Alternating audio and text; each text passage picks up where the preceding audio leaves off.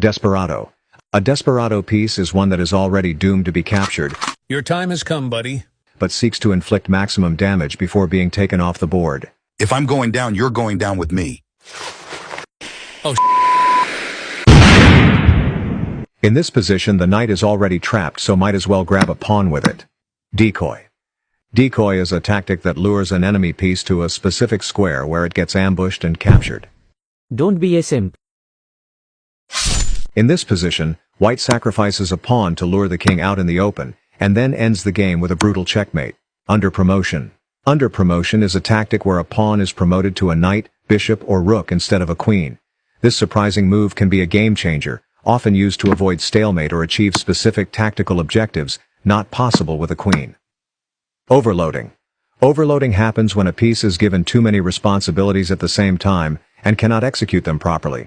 In this position, this pawn is defending two pieces, but as soon as one is taken, the pawn has to move to another square, leaving the other piece undefended. Rooks on the 7th. Placing rooks on the 7th rank can be a devastating tactic, as they can attack pawns and pieces, cut off the enemy king, and coordinate with each other to threaten checkmate. Discovered attack.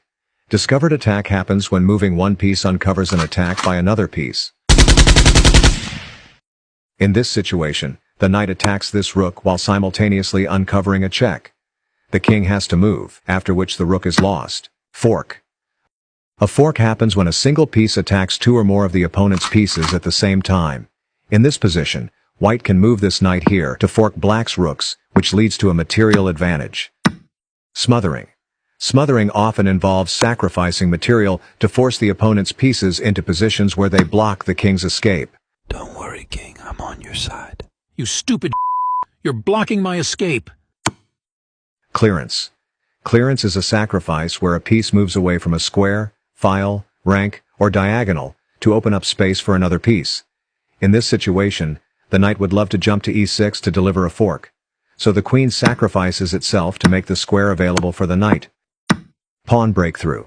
Pawn breakthrough is a genius tactic in endgames where a player sacrifices multiple pawns or pieces to create an unstoppable passed pawn. In this position, white challenges black's pawn island, but instead of taking back, white sacrifices another pawn, so that this pawn can promote to a queen.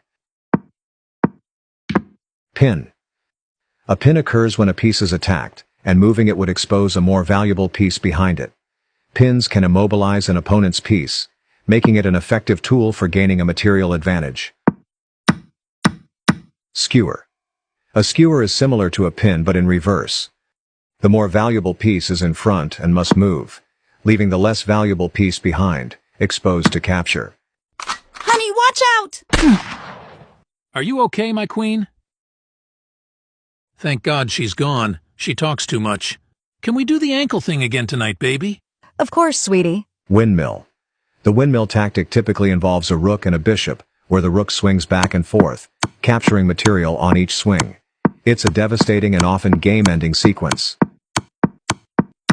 Mating net. A mating net is when you restrict the king's movement, so that delivering checkmate is easy if given the opportunity. In this position, the king is in a mating net. These two squares are currently defended, but if at any point, white can bring his rook here, or knight here, it would lead to checkmate. Perpetual check. Perpetual check is a situation where one player can put the opponent's king into check continuously, and the king cannot escape the checks. This results in a draw, and is a tactic to avoid losing when behind on materials.